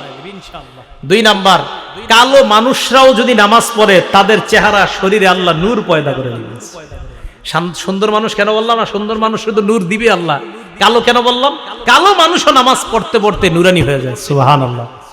এটা কিভাবে বুঝবেন? দেখবেন এলাকার একজন সুন্দর ছেলে নামাজ পড়ে না, আর একটা কালো ছেলে নামাজ পড়ে, ওটারে দেখবেন চা খাওয়াইতে মন চায়, পান খাওয়াইতে মন চায়, কিন্তু সুন্দর ছেলেটা নামাজ রোজা কিছু করে না, এটা দেখলে আপনার মেজাজ খারাপ হয়। কালো মানুষটারে কেন মায়া লাগে? নামাজ পড়ে, আপনার দিলে তার প্রতি আল্লাহ মায়া তৈরি করে দিচ্ছে। মুসলিম শরীফের 422 নম্বর হাদিসের বর্ণনা। ক্বালা রাসূলুল্লাহ সাল্লাল্লাহু আলাইহি ওয়াসাল্লাম, আল্লাহ নবী বলেন আত-তুহুরু শাতরুল ঈমান, পবিত্রতা ঈমানের অঙ্গ। আলহামদুলিল্লাহি তামলাউল মিজান, পড়েন আলহামদুলিল্লাহ। নবীজি বলেন আলহামদুলিল্লাহ বলার সাথে সাথে তামলাউল মিজান, মিজানের পাল্লা ভরে গেছে। ওয়া সুবহানাল্লাহ ওয়াল হামদুলিল্লাহ তামলাআন মা বাইনাস সামাওয়াতি ওয়াল আরদ। নবীজি বলেন সুবহানাল্লাহ, আলহামদুলিল্লাহ বললে বলেন সুবহানাল্লাহ, আলহামদুলিল্লাহ। এই যে আমরা যারা যারা বললাম, আল্লাহ নবী বলেন তামলাআন মা বাইনাস সামাওয়াতি ওয়াল আরদ, আসমান জমিনের মাঝের ফাঁকা জায়গা পূরণ হয়ে যায়। এবার আল্লাহ নবী বলেন as-সালাতু নূর, নামাজ হলো আলো। নামাজ কি? একটা কিতাব আছে নাম মুসনাদে আহমদ 10 নম্বর খণ্ড 83 নম্বর পৃষ্ঠা। ক্বালা রাসূলুল্লাহ সাল্লাল্লাহু আলাইহি ওয়াসাল্লাম, আল্লাহর নবী 5 ওয়াক্ত নামাজের আলোচনা করার পর বলেন মান হাফাযা আলাইহা, যারা 5 ওয়াক্ত নামাজ নিয়মিত আদায় করবে, কানাত লাহু নূরা, এই ব্যক্তির দুনিয়া এবং আখিরাতে নূর হবে, তার শরীরের মধ্যে নূর হবে। 2 নাম্বার ওয়া বুরহানা, নামাজ এই ব্যক্তির পক্ষে কিয়ামতের ময়দানে দলিল হবে, প্রমাণ। 3 নাম্বার নাজাতাই ইয়াউমাল কিয়ামাহ, নামাজ এই ব্যক্তির পক্ষে কিয়ামতের ময়দানে জাহান্নাম থেকে মুক্তির সনদ হিসেবে উপস্থিত হয়ে যায়। নামাজ পড়েন, নামাজ ছাইরেন না, এক ওয়াক্ত নামাজও ছাইরেন না। ঝগড়া জাটি আর কত করবেন? আমিন জোরে আসতে নিয়ে আর কত ঝগড়া করবেন? নামাজ পড়েন। মসজিদে জামাত হয়, বাহিরে 3 জন ঝগড়া করে, এটা জায়েজ না না জায়েজ? মসজিদে নামাজ হয়, বাহিরে 4-5 জন ঝগড়া করে, আচ্ছা এটা কি জায়েজ না না জায়েজ? মসজিদের সামনে যে আল্লাহু মুহাম্মদ লেখা, এটা জায়েজ না না জায়েজ? ভিতরে 1 রাকাত হয়ে গেছে। দেখছেন না আমরা কোন জায়গায় আছি? তো ভাই নামাজ পড়েন, নামাজ ছাড়েন না, এক ওয়াক্ত নামাজও ছাড়েন না। আল্লাহ আমাদের সকলকে নামাজ পড়ার তৌফিক দান করেন। এটা কিতাব আছে নাম সহিহুল জামি', 2573 নম্বর হাদিস, 2573।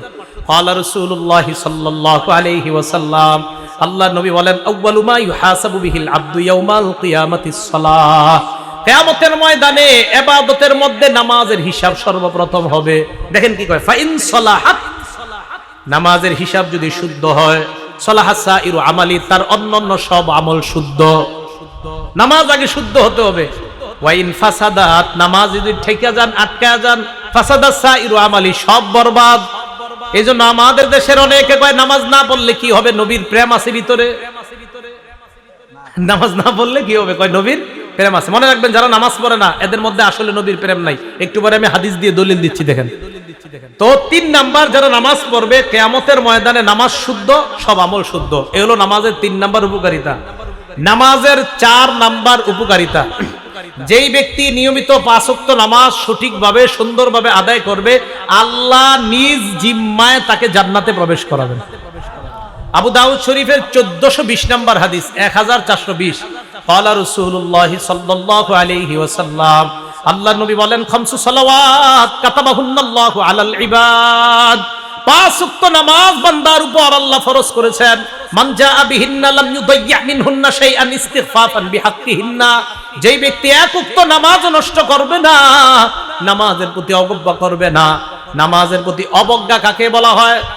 তাবলীগের লোকেরা গেছে দাওয়াত দিতে, একজন মুরব্বী চা দোকানের সামনে চা খায়, ভাই চলেন মসজিদে, ইমানি কিনের কথা চলতেছে, নামাজ পড়বে। কার থুর মিয়া, তুমি প্রত্যেক সপ্তাহে খালি পডর পডর করে আইসা পডর পডর, আবার নামাজের দাওয়াত দেয়, আরে যা তো তুই একদিন, আবার নামাজের একদিন দাওয়াত দিয়েছে, আর থুর ডেলি খালি এক কথায় খালি বারবার পেট পেট করো। তার মানে নামাজের প্রতি তার অবজ্ঞা, অনীহা। এই ব্যক্তি কিন্তু আল্লাহর কাছে কঠিন ধরা খাবে। নবীজি বলেন, এরকম অবজ্ঞা না করে যারা নিয়মিত 5 ওয়াক্ত নামাজ আদায় করবে, কানা লাহু ইনদাল্লাহি আহদুন আইয়ুদখিলাহুল জান্নাহ, আল্লাহর ওয়াদা, আল্লাহ তাকে জান্নাতে প্রবেশ করায়া দিবেন। আল্লাহ পাক রব্বুল আলামিন আমাদের সকলকে নামাজের গুরুত্ব দিতে পারি যেন আমরা, আল্লাহ তৌফিক দান করেন। নামাজের উপকারিতা নাম্বার 5, যেই ব্যক্তি যত বেশি নামাজ আদায় করবে, ওই ব্যক্তির প্রত্যেকটা সেজদায় মর্যাদা বাড়ে, প্রত্যেকটা সেজদায় গুনাহ মাফ হয়। মুসলিম শরীফের 980 নাম্বার হাদিস, মাদান ইবনে আবি তালহা, একজন তাবিঈ, উনি বলেন, লাকিতু সাওবান মাওলা রাসূলিল্লাহি সাল্লাল্লাহু আলাইহি সাল্লাম, নবীজির গোলাম হযরত সাওবান রাদিয়াল্লাহু তাআলা আনহুর সাথে আমি সাক্ষাৎ করলাম।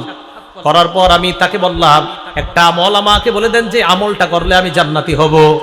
একবার প্রশ্ন করলাম, 2বার প্রশ্ন করলাম, 3বার প্রশ্ন করলাম, 3য়বার হযরত সাওবান বললেন, তুমি আমাকে যে প্রশ্নটা করলা, অবিকল এই প্রশ্ন আমি আল্লাহ নবীকে করেছিলাম। তুমি আমারে যেটা করছো, এই প্রশ্নটা নবীজিকে করেছে, অথবা আমি নবীজিকে দেখেছি এক ব্যক্তি নবীজিরে এই প্রশ্ন করছে। করার পর আল্লাহ নবী তাকে শিখাইয়া দিলেন, আলাইকা বিকাসরাতিস সুজুদ, তুমি বেশি বেশি সিজদা দাও। সুবহানাল্লাহ। ফাইন্নাকা লা তাসজুদু লিল্লাহি সাজদা ইল্লা রাফাআকাল্লাহু বিহা দারাজা ওয়া হাত্তা আনহা বিহা খতিআ, কেননা তুমি একটা সিজদা দেওয়ার সাথে সাথে তোমার মর্যাদা বেড়ে যায়, আর একটা সিজদা দেওয়ার সাথে সাথে তোমার গুনাহ ঝরে যায়। তাহলে এলো নামাজের 5 নাম্বার উপকারিতা। 6 নাম্বার উপকারিতা নামাজের, একজন সাহাবা, তার নাম মনে রাখবেন, রবিআ ইবনে কাব। বলেন কি নাম? ইবনে কাব। মুসলিম শরীফের 981 নাম্বার হাদিস। এই হাদিস থেকে আজকে আমরা জানবো আশিকে রাসূল কারা। বলেন কি রাসূল কারা? আশিকে রাসূল কারা? আমরা সবাই আশিকে রাসূল হইতে চাই না ইনশাআল্লাহ? নবীর আশিক সবাই হইতে চাই না? হ্যাঁ, তবে আমরা প্রকৃত আশিক হতে চাই, অন্য আশিক হতে চাই না। কি আশিক বলেন তো? জোরে বলেন কি আশিক? আরো জোরে বলেন কি আশিক? অপকৃত আশেকও আছে। কোনটা অপকৃত? এই প্রকৃতটার পরিচয় পাইলে অপকৃতটার পরিচয় পেয়ে যাবে। এবার প্রকৃত আশেক কারে কয় এটার পরিচয় জানেন? নবীজির সাহাবা রবিআ ইবনে কাব, এই রবিআ ইবনে কাব রাদিয়াল্লাহু তাআলা আনহু বলেন, কুনতু আবিতু মা রাসূলিল্লাহি সাল্লাল্লাহু আলাইহি ওয়াসাল্লাম, আল্লাহর নবীর সাথে আমি রাত্রি বেলা যাপন করলাম। রাতের বেলা আল্লাহর নবী নামাজ পড়তে ওঠার পর আতাইতুহু বিউযুইহি ওয়া হাজাতিহি, আল্লাহর নবীকে আমি ওযুর পানি আইনা দিলাম। এই হাদিসটা মানে আমি আপনাদেরকে বলছি, আমি 2-3 দিন গ্যাপে, মানে 2-3 দিনের মাঝে বারবার এই হাদিসটা আমি পড়ি। কেন পড়ি দেখেন, এই সাহাবা নবীজিরে যখন ওযুর পানি দিছে, নবীজি ওনাকে বললেন, সাল, এই তুমি আমার কাছে কিছু চাও, যা চাইবা তাই দিমু, চাও। সুবহানাল্লাহ। আমি আপনি আমাদের এই এলাকার আমরা যদি হইতাম, হুজুর 10 তলা একটা বাড়ি দরকার বা 5 তলা, ভাই আল্লাহ জানে কি বলতাম, যে যা বলতেন। এই যুগের মানুষ আমরা এইগুলা ছাড়া আর কি চাই বলেন? নবীজির সাহাবা নবীজির এমন এক জবাব দিলেন, যেই জবাবে আমরা আশ্চর্য হইছি এমন না, খুদ নবীজি আশ্চর্য হয়ে গেছে। নবীজি কয়, কিছু চাও আমার কাছে? ওই সাহাবা বললেন, আসআলুকা মুরাফাকাতাকা ফিল জান্নাহ, ইয়া রাসূলুল্লাহ, আমি জান্নাতে আপনার সাথী হতে চাই। নবীজি বললেন, আও গায়রা যালিকা, এছাড়া আর কিছু চাও না? না, এটাই চাই। দেখেন নবীজির প্রশ্নে বোঝা যাচ্ছে নবী আশ্চর্য হয়, তুমি এটা ছাড়া কিছু চাও না, দুনিয়ায় কিছু চাও না? না না, আমি জান্নাতে আপনার সাথে থাকতে চাই। আল্লাহর নবী জবাব দিলেন, ফাআইন্নি আলা নাফসিকা বিকাসরাতিস সুজুদ, তুমি বেশি বেশি সিজদা দাও, বেশি বেশি সিজদা আদায় করো। যত বেশি সিজদা আদায় করবা, জান্নাতে আমার তত কাছে থাকতে পারবা। কিভাবে বুঝাইলে মানুষ বুঝবে? মানুষ কয় ওইটাকে আশিক রাসূল বলে। 4 ওয়াক্ত 5 ওয়াক্ত নামাজ পড়ে না, একটু লাফালাফি করে কয় আমরা আশিক রাসূল। আজকের এই হাদিস দ্বারা বোঝা গেল, নামাজ বেশি পড়া, সিজদা বেশি যারা দেয় তারাই প্রকৃত আশিক রাসূল। নামাজ না পড়ে যারা লাফালাফি করে এরা আশিক রাসূল না, এরা প্রতারক, ধোঁকাবাজ। আশিক রাসূল না, নামাজ পড়ে না।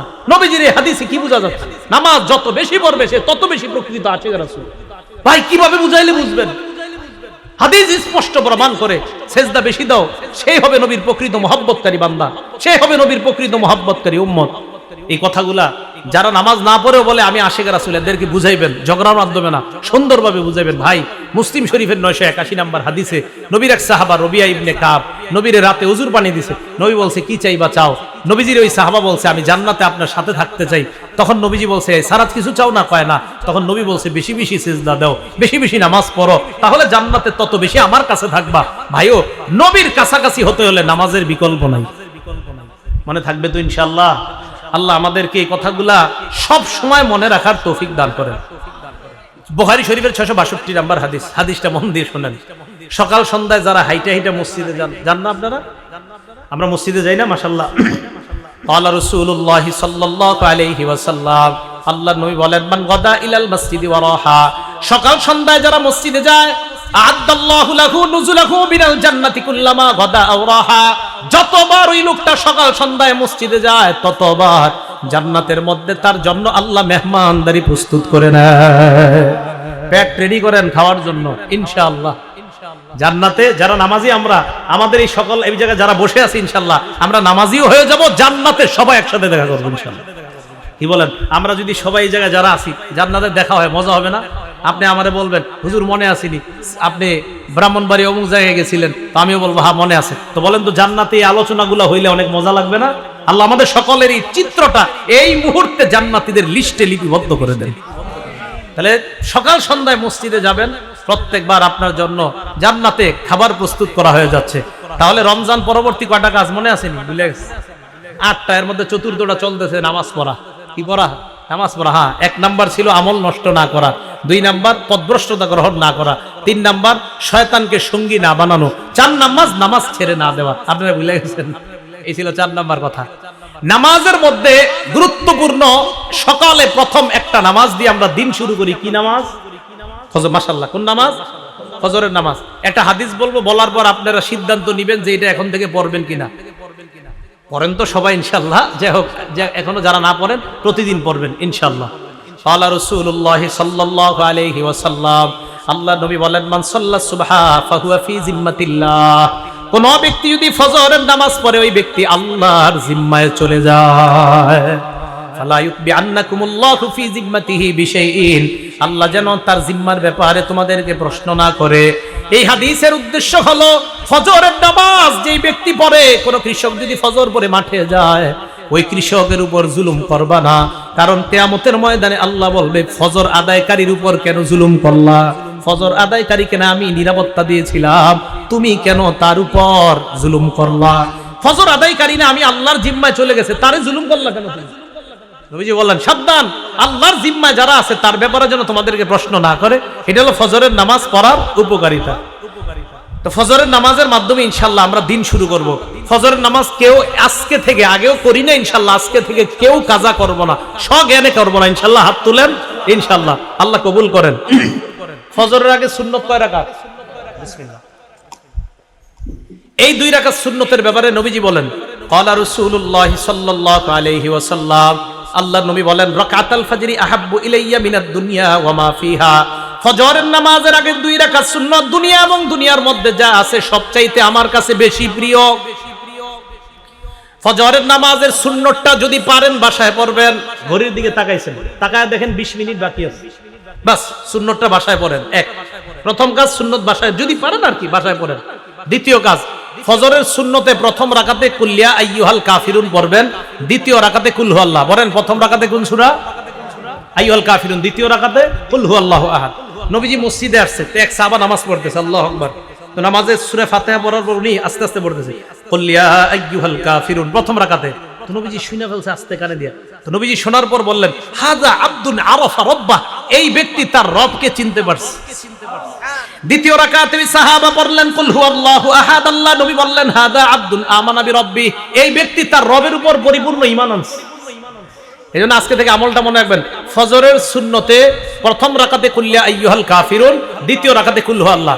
আরেকটা সুন্নতে আমলটা করবেন, বলবো মাগরিবের পরের সুন্নতে প্রথম রাকাতে কুল ইয়া আইয়ুহাল কাফিরুন, দ্বিতীয় রাকাতে কুল হুয়াল্লাহ যদি পারেন।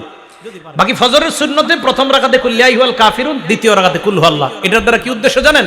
কুল ইয়া আইয়ুহাল কাফিরুনের মাধ্যমে প্রথম রাকাতে আপনি বুঝাইতেছেন আমি নাম্বার আয়াত। 3 নাম্বার কাজ, সুন্নত পড়ার পর আল্লাহর কাছে একটা দোয়া করবেন, আল্লাহুম্মা রাব্বা জিবরাইলা ওয়া মিকাইলা ওয়া রাব্বা মুহাম্মাদিন সাল্লাল্লাহু আলাইহি ওয়াসাল্লাম আউযু বিকা সালাসা মাররাত, আউযু বিকা মিনান নার সালাসা মাররাত। বাংলায় বলবেন, হে জিবরাইলের রব, হে মিকাইলের রব, হে মুহাম্মদ সাল্লাল্লাহু আলাইহি ওয়াসাল্লামের রব, আমি আপনার কাছে জাহান্নাম থেকে পানাহ চাই। এটা 3 বার বলবেন। ফজর পড়লেন, সুন্নত পড়লেন, সুন্নতের পর আল্লাহর কাছে বলবেন, আল্লাহ জিবরাইলের রব, মিকাইলের রব, মুহাম্মদ সাল্লাল্লাহু আলাইহি সাল্লামের রব, আমি আপনার কাছে জাহান্নাম থেকে পানাহ চাই। 3 বার বলবেন। এটা বলার পর চতুর্থ কাজ, ফজরের সুন্নত পড়া বিবির দিকে তাকাইবেন। যদি ঘরে পড়েন কার দিকে তাকাবেন? বিবির দিকে তাকানোর পর আম্মা জান আয়েশা বলেন, আল্লাহ নবী আমার দিকে তাকানোর পর ফাইন কুনতু মুস্তাইকিজাতান, আমি যদি জাগ্রত থাকতাম, হাদ্দাসানি, আল্লাহ নবী আমার সাথে কথা বলতেন। তাহলে মনে রাখবেন, ফজরের সুন্নত পড়ার পর বিবির দিকে তাকানোর পর যদি দেখেন বিবি জাগ্রত, কথা বলবেন। এই নিয়তে কথা বলবেন, আমার নবী তার বিবির সাথে কথা বলতেন, আমিও বিবির সাথে কথা বললাম, আল্লাহ নবীর সুন্নত আদায় হয়ে যায়। আম্মা জান বলেন, ফাইন কুনতু নাইমা, নবী আমার দিকে তাকায় যদি দেখতেন আমি ঘুমন্ত, আই কজানি, আমাকে জাগায়া দিতেন। তাহলে সুন্নত পড়ার পর বিবির দিকে তাকানোর পর আপনার 2 কাজ। 1 নাম্বার, যদি দেখেন বিবি জাগ্রত কথা বলবেন, যদি দেখেন বিবি ঘুমন্ত তাহলে বিবিকে জাগায়া দিবেন। এই গেল চতুর্থ আমল। পঞ্চম আমল যদিও করতে বলবো, আমি বলবো আপনারা বেশিক্ষণ করেন না। আম্মা জান আয়েশা বলেন, নবীজি যখন দেখতেন ফজরের অনেক সময় বাকি আছে, আল্লাহর নবী সুন্নত পড়ার পর ইত্তজা আলা শিক্কিহিল আইমান, নবীজি ডান কাত হয়ে একটু শুইতেন। আপনারা শুইলে তো ঘুমাই যাবেন। ফজরের সুন্নত পড়ার পর হযরত বেলাল ডাকার আগ পর্যন্ত নবীজি একটু ডান কাত হয়ে শুইতেন, আপনারা তো ঘুমাই যাবেন। আপনারা কি করবেন? পুরোটা করা দরকার নাই, একটু ডান কাত হয়ে শুয়ে আবার উঠে যাবেন। কেন? আমার নবীজি করছে তাই করলাম। সুবহানাল্লাহ, নবীজি করছে তাই আমি একটু নবীর সুন্নত পালন করলাম। কি বলেন? ইনশাআল্লাহ করা যায় না? যদি ঘরে করেন আর কি, আল্লাহ তৌফিক দান করেন। এটা যারা তাহাজ্জুদ পড়ে তারা কিন্তু এই আমলগুলা করে নিয়মিত। আল্লাহ আমাদের সকলকে আমলগুলা করার তৌফিক দান। ভাই একদিন নবীর সুন্নত পালন করেন না, একটা দিন করেন, অন্তত কিয়ামতের মাঠে বলতে পারবেন তো একটা দিন করেন না যে আল্লাহ আমি ঘরে সুন্নত পড়ছিলাম, সুন্নতের পর বিবিরে জাগ্রত করেছিলাম, বিবির সাথে কথা বলেছিলাম, আল্লাহ এরপর আমি একটু ডানকাত হয়ে শুয়েছিলাম, এই আমলগুলো তোমার নবী করতো, আমিও করছি। এই গেল ফজরের ব্যাপারে আলোচনা, ফজরের নামাজ এবং 5 ওয়াক্ত নামাজের ব্যাপারে আলোচনা। এখন আরেকটা কথা বলবো নামাজের ব্যাপারে, এটা বলবো জামাতে নামাজ আদায় করা। কিভাবে নামাজ আদায় করা? জামাতে। বুখারী শরীফের 645 নম্বর হাদিস, ক্বালা রাসূলুল্লাহ সাল্লাল্লাহু আলাইহি ওয়াসাল্লাম, আল্লাহ নবী বলেন, সালাতুর রাজুলি ফিল জামাআ তাফদুলু সালাতাল ফাজরি বি 27 দারাজা। নবীজি বলেন, জামাতের সাথে নামাজ আদায় করা, একাকী এক ব্যক্তি নামাজ আদায় করলো, আমি একা নামাজ পড়লাম, উনি জামাতের সাথে নামাজ আদায় করলো, আল্লাহ নবী বলেন যে ব্যক্তি জামাতে পড়লো তার আমল নামায় আল্লাহ 27 গুণ বেশি সওয়াব দিয়ে দেয়। কয় গুণ? 27 গুণ। রিয়াজুস সলিহিনের একটা হাদিস শুনে, একটা কিতাব আছে রিয়াজুস সলিহিন, ইমাম নববীর লেখা। এক অন্ধ সাহাবা নবীজির কাছে আসছে, আসার পর আল্লাহ নবীকে বললেন, হুজুর লাইসা লি কাইদুন ইয়াকুদুনি ইলাল মসজিদ, হুজুর এমন কেউ নাই, একটু আপনার হাতটা ধরি, হ্যাঁ এইভাবে হাতে ধরে মসজিদে নিবে এমন কেউ নাই। তো নবীজি বললেন, তো তুমি কি বলতে চাও? হুজুর আমি অন্ধ। তো অন্ধ হয়েছে তো কি হয়েছে? অন্ধ মানুষ তো হুজুর, আমি যে কারো হাত ধরে আসবো বা কেউ আমার ধরে আনবে এরকম নাই, তুমি কি বলতে চাও সেটা বলো। হুজুর আমি কি বাসায় নামাজ পড়লে হবে, ঘরে নামাজ পড়লে হবে? তখন নবীজি একটু চিন্তা করে বল, হ্যাঁ ঠিক আছে, ঘরে নামাজ পড়ো যাও। এতটুকু বুঝছেন সবাই? অন্ধ সাহাবা, মসজিদে আসার মতো কেউ নাই, নবীজি বললেন হ্যাঁ ঘরে নামাজ পড়ো।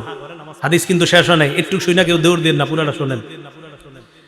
ফালাম্মা ওয়াল্লা, অন্ধ সাহাবা যখন বাড়ির দিকে রওনা করছে, দাআহু, নবীজি ডাকছে, শোনো শোনো শোনো, হাল তাসমাউন নিদা, তুমি কি বাসায় যখন থাকো আজানের আওয়াজ শোনো? জি হুজুর আজান তো শুনি। নবীজি বললেন ফাজিব, তাহলে নামাজে আসো। তাহলে কোথায় আসো? এখানে আপনারা যে কয়জন অন্ধ আছেন, তাহলে কি বোঝা যায়? অন্ধ সাহাবাকে প্রথমে বললেন বাসায় নামাজ পড়ো, আজান শুনুনি? কয় জি হুজুর শুনি। মসজিদে আসো। এখন তো মাশাআল্লাহ মাইকের আওয়াজ মুখের চেয়ে আরো কম যায় না বেশি যায়?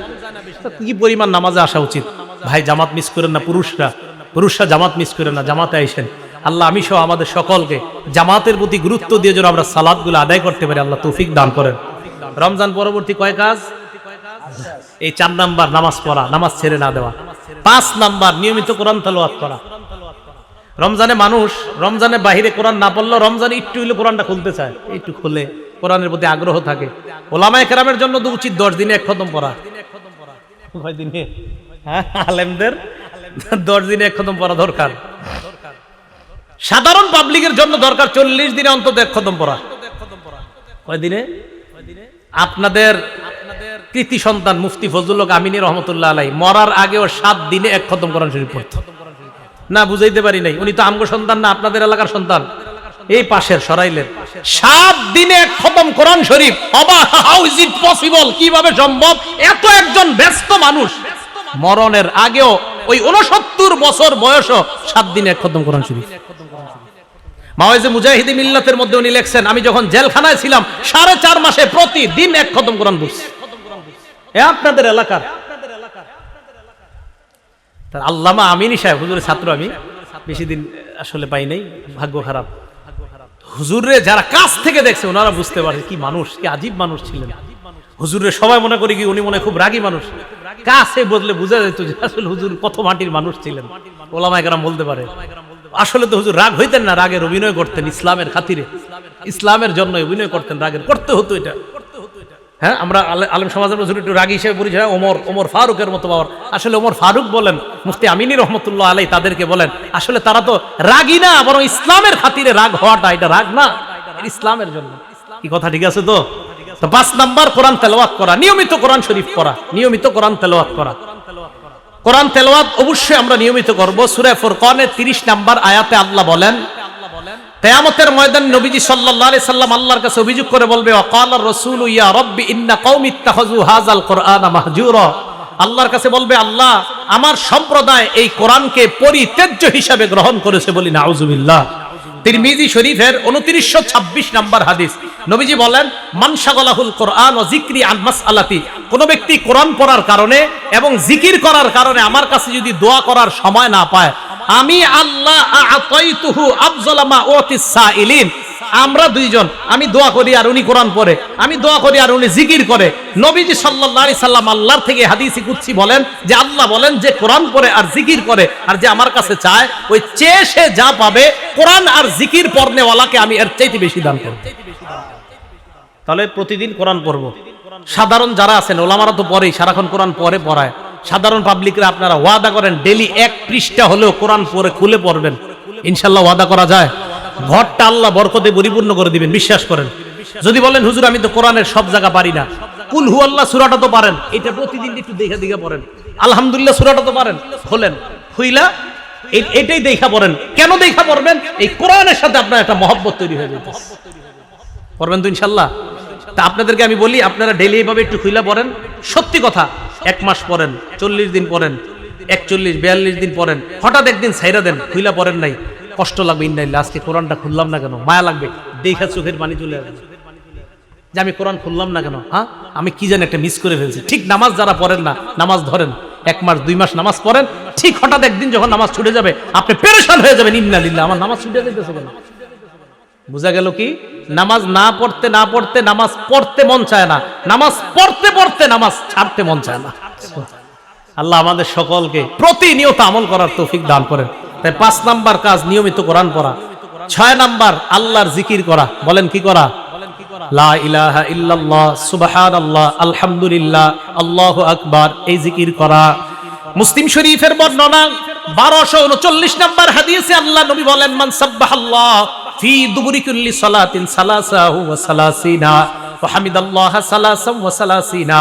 ফরজ নামাজের পর যে ব্যক্তি 33 বার সুবহানাল্লাহ পড়বে, 33 বার আলহামদুলিল্লাহ পড়বে, ওয়া কাব্বারাল্লাহ সালাসাহু ওয়া সালাসিনা, 33 বার আল্লাহু আকবার যদি পারেন, তাহলে 34 বার আল্লাহু আকবার। যদি একটা আমল বলবো, এটা না পারলে 34 বার আল্লাহু আকবার, যদি পারেন 33 বার আল্লাহু আকবার, তো 3 33 কত হয়?